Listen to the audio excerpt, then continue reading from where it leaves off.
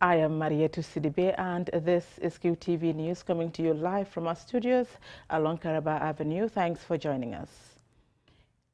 Here are the main local and sports news headlines.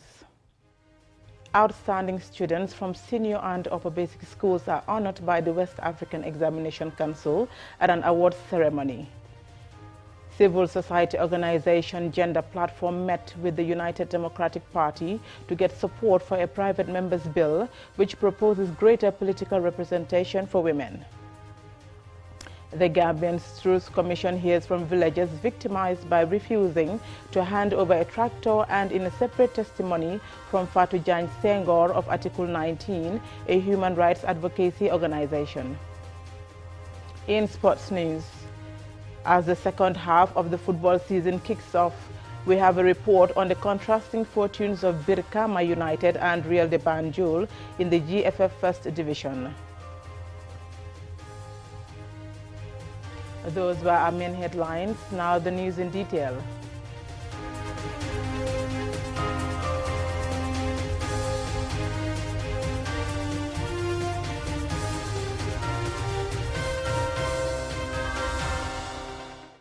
The West African Examination Council Gambia National Office on Friday held its second national awards to honor the most outstanding students in the 2019 WAEC examinations for both senior and upper basic schools. Aliou Cissé attended the event and he now reports. The West African Examination Council, WAEC, is a sub-regional body which conducts a variety of examinations in the English-speaking West African countries. The event, organized for the second time by the body's Gambia National Office in Banjul, celebrates and awards the best performing free candidates in both senior school and upper basic for 2019. At the event, attended by educationists, the awardees and parents, free students Usman Gaye, Idrissa Fati and Mohamed Toure, all of Nusrat, were awarded Best Free for the secondary school certificate examination. Idrissa Fati and Mohamed Toure were represented by their parents as they are currently on overseas studies. For the basic education examination certificate, Umar Kamara of SOS, Daniel Osua of St. Peter's, and Ibrahim Gajaga of Presentation of Mary Basic Cycle School emerged as the best free. They were all presented with certificates and cards. Pasamba Bande, head of WAEC National Office, said the award recognizes excellence in the education sector and seeks to encourage students to strive for it. He said the awardees passed the exams with flying colors without any doubt of malpractice. I am glad to say that the current criteria for selection are as stringent as those in all member countries, and the management of the Banjul office intends to make the awards a regular feature of the Council's mid-year activities in the Gambia henceforth. The criteria for the award may be stringent, but they are not beyond the reach of our students. Louis Moses Mendy, Permanent Secretary at the Ministry of Education and Chairman of the Gambia National Committee, described the award winners as students of excellence and commended the students, their parents and teachers for making the ministry proud. He urged the awardees to continue the hard work. Don't see this moment as the end. See it as the beginning. An equally elected Koledana Cole, Minister of Basic and Secondary Education, said the government will continue to partner with WAEC to ensure that assessment procedures and outcomes remain valid, reliable, relevant, and contribute to promoting quality education. Minister Cole used the event to draw to attention to what she sees as a serious threat to the drive to attaining quality education, and that is the phenomenon of examination malpractice reported in the past.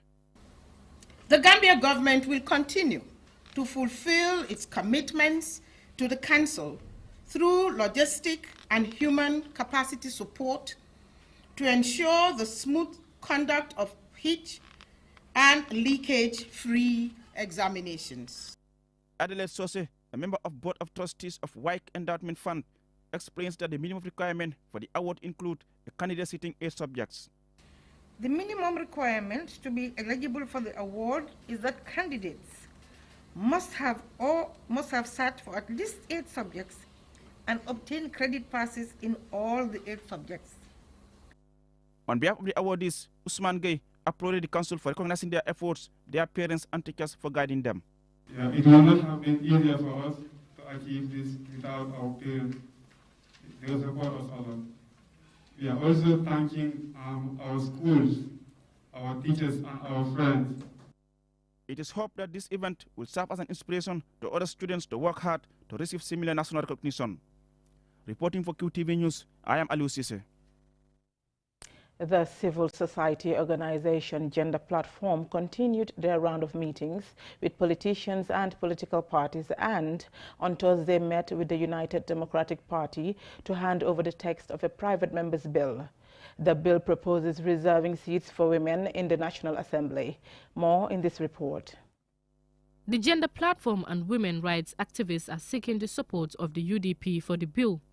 They feel it is necessary to have such legislation due to the underrepresentation of women in the National Assembly. The bill seeks to reserve 14 seats for women and 2 seats for people living with disabilities in the National Assembly through election in the 7 administrative regions. Tabunjai Sar, president of the CSO Gender Platform, says this meeting of this sort is to ensure gender is mainstreamed into the new transitional justice program, as women's representation in decision-making remains very low. We understand that your party holds several members of parliament, and this bill will have to go through the process of being voted in by members of parliament. And we think that we can count on your support, that you will ensure that maximum support is given for this bill to pass. This bill seeks to ensure that Gambia complies with its international and regional obligations. Also, Section 28 of the Constitution guarantees women equal treatment and opportunities in political activities. This bill may not guarantee equal treatment, but it will start us on the road towards equal representation at the National Assembly. Tabunjai further spoke about the importance in maintaining peaceful coexistence during the coming election. We are reminding you also that elections are a potential source of conflict. And we are worried because where there is conflict, women and girls and persons who are differently able suffer a great deal. Recent happenings of violence to women and girls in private and public spheres in the country have sent a wave of fear to us as women, mothers, aunts and sisters, and to some degree to our men. Peace is a rare commodity that this group values so much. Fatoumata Njai, a member of CSO Gender Platform, emphasized the importance of enacting such a bill, which seeks to empower women and also its importance for national development. I am a politician and not a member of your political party. I follow the trend in the uplift of women. Looking into your party executive and the amount of women in your party executive, and I think that needs to be applauded. And for that effect, we will love to have you on board as an ambassador of this movement. Usainu Dabo, UDP's leader, says he is supportive of women participating in politics, and he also had this to say. We have supported the draft constitution, every clause of it, because we do not believe that one should cherry pick. Every clause of the draft constitution we had supported. Other speakers emphasized the need to see an increase in women's participation in politics and decision-making, and for women to come on board as presidential candidates and not merely be seen as cheerleaders. Ajibintu Drame, QTV News. 3 people from Sabach Njayen of Sabach Sanjal district in the North Bank region have completed their testimonies before the Truth Commission regarding the brutalization they suffered in the hands of the state security agents because of a tractor the authorities wanted to forcefully take away from them. Babakar C has the rest of that story. According to Fatou Seka, Maguette Touré and Usman Touré, who is the current National Assembly member for Sabah Sanjal, he was serving as a councillor in his area, and when the National Assembly elections were imminent, he offered himself to the APRC party but was rejected, and he decided to go independent on the advice of villagers. After the elections, which he lost narrowly, the authorities came to the village demanding he hand over the keys of a tractor that was given to the villagers by CDDP project, a 5-year development intervention to contribute to poverty reduction in rural areas of the Gambia. The witness said he refused to hand over the keys as the tractor was not a government-owned, but a donation for a project.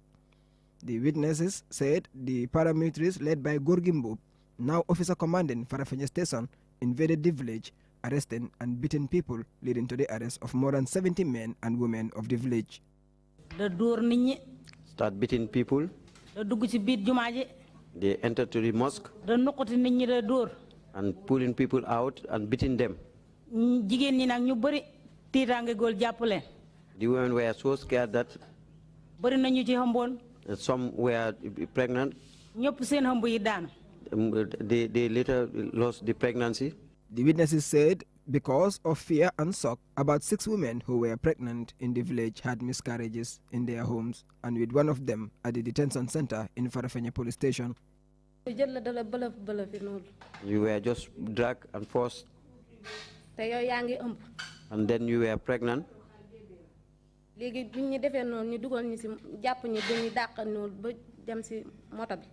were dragged until we reached the vehicle, and we were boarded.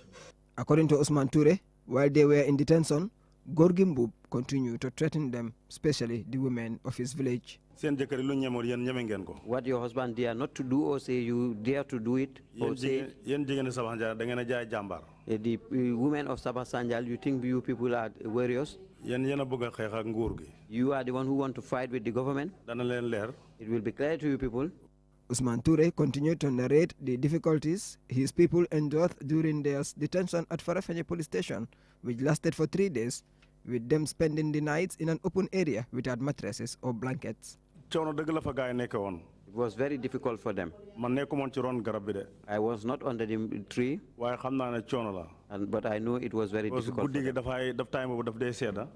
the night, it used to be very cold, and it very windy also, and they have nowhere to sleep. They sleep on the they didn't have enough sleep. In the morning, it used to be very hot, and it was just a small tree. There was no chairs. There was only one bench. It cannot carry more than 5 people. The witnesses said they were later taken to court and charged with resisting arrest and assaulting police officers. After 3 days in detention, they were released, but Usman Toure said he was remanded at the Janjanbureh prison. The witness said he was later bailed but continued going to court for almost 2 years and was convicted and ordered to pay $50,000. Babu Karsi, QTV News. We will take a commercial break. Still to come, we have local, international and sports news. Ramadan Mubarak from Ajib Bank Limited. This Ramadan, when you open a savings account with Ajib Bank Limited, you will receive a free passbook. And when you open a current or salary account with the bank, you will receive a checkbook for free. Ajib Bank Limited is the only Islamic bank in the Gambia, and we share profits with our clients. So why wait? Visit any Ajib Bank Limited branch today and open your savings account, current or salary account, and enjoy the halal beauty of Islamic banking in line with the Sharia. Ajib Bank Limited, your investment partner. Welcome back. First, some more local news. Fatou Jane Senghor of Article 19, a human rights advocacy organization, on Thursday appeared before the TRRC to narrate her organization's work in Africa and the Gambia, specifically during the regime of ex-President Yahya Jammeh. Here's Babukar C. again.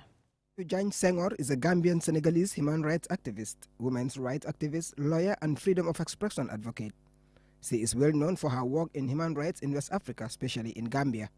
She earned the nickname of the Senegambian Iron Lady for her efforts regarding reviving human rights in Gambia in the midst of the autocratic leadership of President Yahya Jammeh.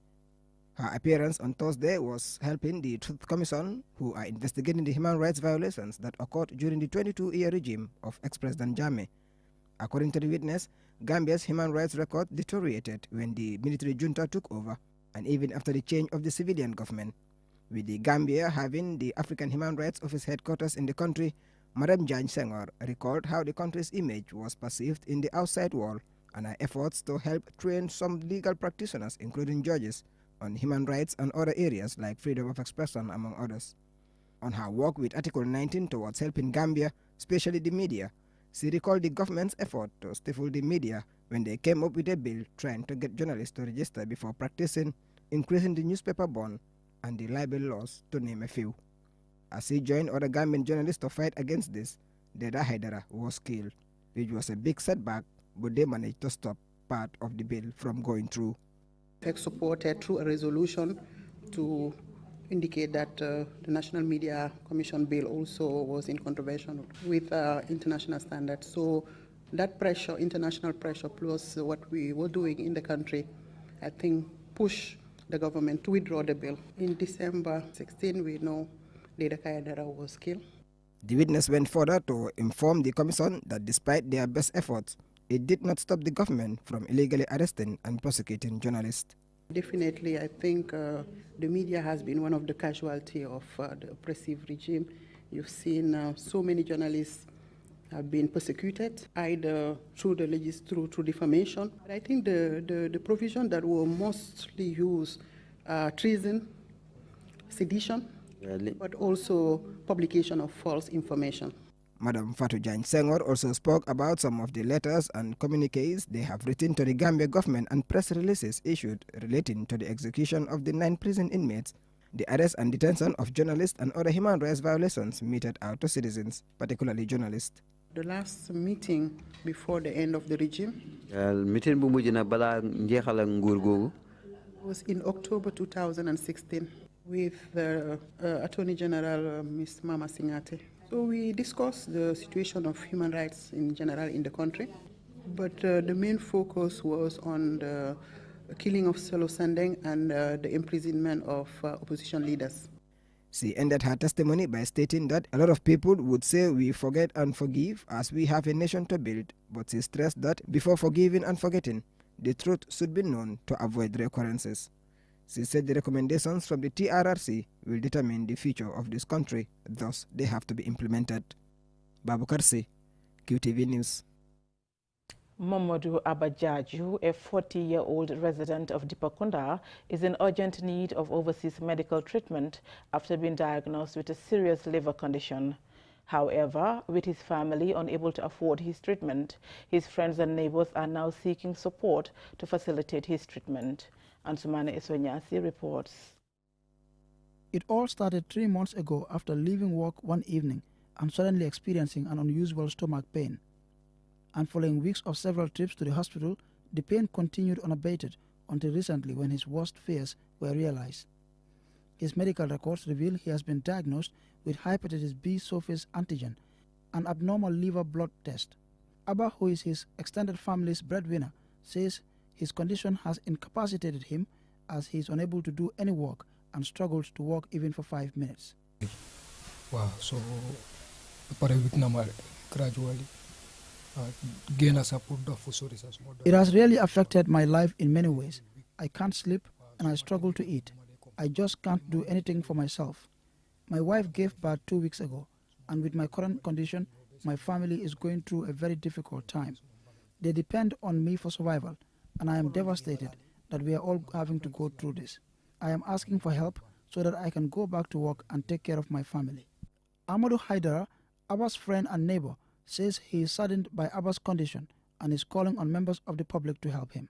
So say wala nambe demaro ni na pura be terela nyame ndoro pura se finda te jara I have found so because molo mi alonko ko rabe jikiri ala musofa na babu. I am calling on everyone to help Abba. He has been in this state for the past 3 months, and as a neighbor, this really saddens me. He is a good man, and to see an ambitious young man in this condition is not a pleasing sight. I am calling on government, NGOs and philanthropists to please help.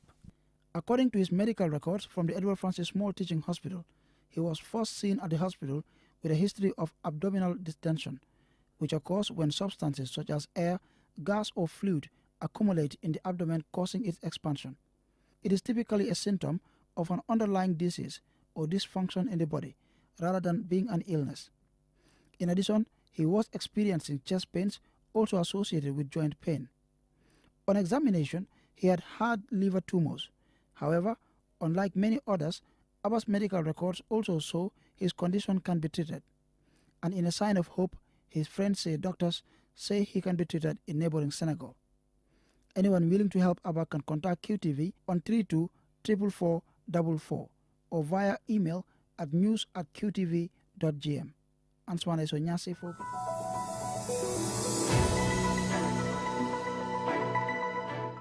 In international news, a recently issued report looking at human rights in 196 countries during COVID finds many governments use the pandemic as an excuse to clamp down on or restrict people's rights. Atlas of Civil Society report gives numerous examples of restricted freedoms, and for the fourth time such a report has been issued. Bread for the World, a US-based non-partisan Christian advocacy organization, advocates for policy changes to end hunger. And Civicus, an international non-profit organization which describes itself as a global alliance dedicated to strengthening citizen action and civil society around the world, came together to publish the report. It is a comprehensive report from civil society organizations and their members in almost 200 countries. The report shows many examples of restricted freedoms on certain groups of people, including those in the overcrowded prisons in the Philippines, arrested journalists in Zimbabwe, and threatened human rights defenders in Mexico. Specific examples include 100,000 people arrested in the Philippines for allegedly failing to adhere to coronavirus restrictions, and another 17,000 arbitrarily detained in quarantine centers in El Salvador in Central America, including a human rights activist who was detained for 3 weeks before being tested for COVID-19. In the Philippines, the broadcasting license of the largest news broadcaster, ABS-CBN, was not renewed. The station had repeatedly criticized President Rodrigo Duterte's government. Dagmar Provin, chairperson of Bread for the World, said 2019 was a year of protest, adding worldwide people took to the streets and the mobilization continued in 2020, showing the US and Belarus as examples. Chairman Provin is quoted saying, "But in response to this, the government in many countries did not fight the causes of the protest, but the protester." According to the report, 88% of the world's population lives in restricted, oppressed or closed societies, while the remaining are classified as empowered or open societies. The report also adds that the pandemic served simultaneously as a catalyst and a magnifying glass, as it revealed only 42 of the 196 examined countries are considered open. The report calls for civil society to be recognized as crucial partners in the struggle to build a better post-pandemic world. It suggests that the experiences of civil society strategies deployed and many successes won in 2019, as detailed in the report's pages, can guide a way out of the crisis and help resolve the profound economic, social, and political problems that preceded the pandemic. For QTV News, Lolly M. Kamara.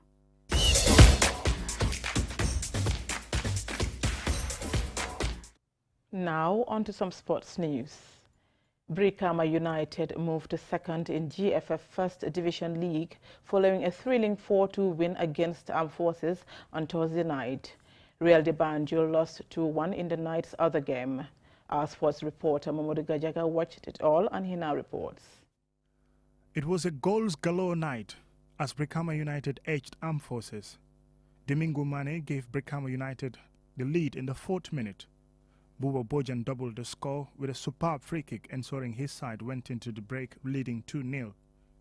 A few minutes after the restart, Papis Nyasi scored his 10th goal of the season with a solo effort, outrunning the Armed Forces defense to make it 3-0. Despite going 3 up, Brikama United were giving a scare as a resurgent Armed Forces scored twice in succession, with Kabiro Juve's free kick beating Sidi Silla. Lassana Jaju reduced the deficit further when he scored to make it 3-2. However, Brikama United restored their lead with a beautiful Papis Nyasi run, setting up Captain Ibu Kante to score and restore their 2-goal margin and seal the win. The win took them up to second in the table, 6 points behind leaders Fortune, having played one game more than the leaders. This is how the two coaches reacted to the match. Yeah, first thing, we want to maintain our consistency. Now we are making a history in Brikama United, winning 5 matches in a row, which is a record as of now. So second, it's important because we want to close the gap before Fortune play. Now it's 6 points. So that will put a little bit pressure on Fortune, and then we will see what will happen. Absolutely, we get everything wrong from the first whistle of the first half. We gave them the confidence to knock the ball over 20 to 25 touches. So that gave them the confidence, and then they came to the game, and then they have the edge of us in the first half. Yes, we have that confidence. All what I told them, Brikama couldn't win any ball from us. They only capitalized on our loose balls. So, but today they came differently, and they were pressing high. So that shows that how mature Brikama are today. They came all out in making sure they get the maximum 3 points. Elsewhere, Elite United came from a goal down to beat Real de Banjul 2-1, making life even more difficult for their new coach Baimale Wada.